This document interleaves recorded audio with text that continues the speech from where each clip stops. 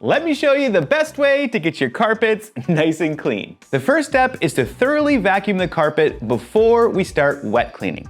Now, your carpet's actually one of the largest air filters in your home, so it's gonna hold things like dirt, pet hair, dander, and even allergens. And so it's really important to come through first with a vacuum cleaner, remove that first layer as much as possible. That way, when we come through with the carpet cleaner and the shampoo, we're gonna be able to get to that really deeply embedded dirt and grime and remove that from the carpet too.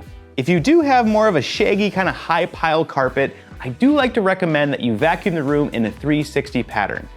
What happens is these types of fibers kind of like to fall down, and that will trap dirt and things in your carpet. So if you only vacuum one way, you might leave some of that behind. So by vacuuming in a 360 pattern, you're able to remove as much of that first layer of dry dirt as possible. When it comes to picking the right cleaner, there are a variety of them on the market, and I've tested just about every single one.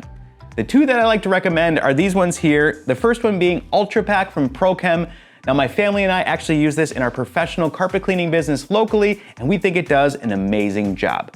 Now, the only problem is that it's pretty expensive. It's about $50 just for 1 gallon. The second option is this one here from Zepp. Now, what's cool about this one is that it's only $13 compared to the $50 ProChem, and it cleans just as well. You can also find it at just about any big box store, but I'll make sure to have links to both products in the description below. Now, when it comes to mixing up your carpet cleaning soap, your first thought might be to just grab it and throw it into your machine. Now, if you do this, what happens is it doesn't give it enough time to work and do its job. Plus, this can lead to the carpet getting sticky and crunchy and leaving a residue behind. So instead, what I like to do is mix it up in a pump-up sprayer like this one here, and this gives the soap time to work. When it comes to mixing up the Zepp, it's real simple. It's just 5 ounces to every 1 gallon of water. Now, if you're using any other cleaner, remember the label is always the law, so follow the manufacturer's instructions. I just come through, spray all the carpets down, and let it sit for about 5 to 10 minutes so it can break down and dissolve all the deeply embedded dirt and grime that are stuck to the fibers. Plus, when we come through in our next step, we won't leave any crunchy carpet behind. For the high traffic areas, I will go a little heavier with the spray. Now, I often get asked, can I just use a regular spray bottle? And you can. The problem is that your hand is gonna get really tired from pumping it. Compared to this one, you give it a few pumps, it's got nice pressure, and you can start spraying and just leave it on. If you have a few pets in your house, you might find a few spots, and I like to treat those a little bit differently. For that, I use an enzyme-based cleaner. This one here is called War on P. Not only does this break down the spot itself, but it also will help with odors.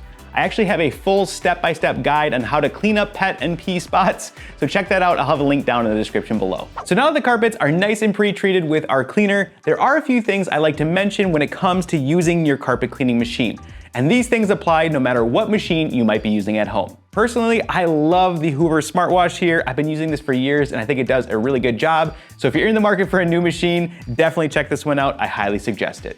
The first thing is to fill your tank with water only. The reason this is so important is because if you add soaps or anything else to this water, it's gonna be left behind and potentially cause a residue or make your carpets get dirty faster.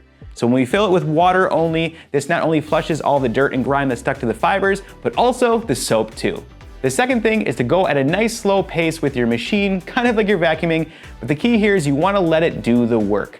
On the first pass, I come through and make sure to rinse not only all the dirt and grime, but also the soap too. On the second pass, then I come through with the vacuum only function and extract as much of the moisture out of the carpet. That's one of the reasons I absolutely love the Hoover Smartwash is because it has a dry only button, and this not only gets more moisture out of my carpet, but they get dry faster too. And the last thing, if you do have an area that's really dirty and it didn't quite clean up all that great on the first pass through, I like to repeat the process because sometimes there can be some more dirt and grime left behind, so you might have to clean it multiple times. So now that the carpets are nice and clean, the final step is to get them dry as quickly as possible. Now to do this, you can just use a few fans, or if your room has a ceiling fan, make sure to turn that on as well. You also want to make sure that the home temperature is around 70 degrees. So you can either turn on the AC or the heat, or maybe even open some windows, but the goal is 70 degrees because this is the best temperature where moisture will evaporate and your carpets will dry faster. Now to really level up my clean, I love to come through with a Grandy groomer here. This rake stands the carpet pile up nice and straight, so it not only dries faster, but it also makes the carpet look almost brand new. Plus, when you start using this thing, it is so satisfying, and before you know it, you'll be raking your whole house. If you do move around some furniture and clean underneath it and put it back in place, you always want to make sure to protect the legs. If they're wood or metal, the wood can actually transfer the stain to the carpet, causing permanent staining, or the metal can rust. So what I like to use is just either some cling wrap or saran wrap here. Just wrap it up around the leg there and leave this on until the carpet's dry. And there you have it. Now you know how to clean your carpets like a pro. Thanks so much for watching, and if you found this video helpful, or if you're new here, consider subscribing and smash that like button. I also need to give a huge shout out to the Clean Squad over on Patreon. Thank you so much for continuing to support the channel. If you want to learn more about that, check the link down in the description below, and as always, we'll see you on the next clean.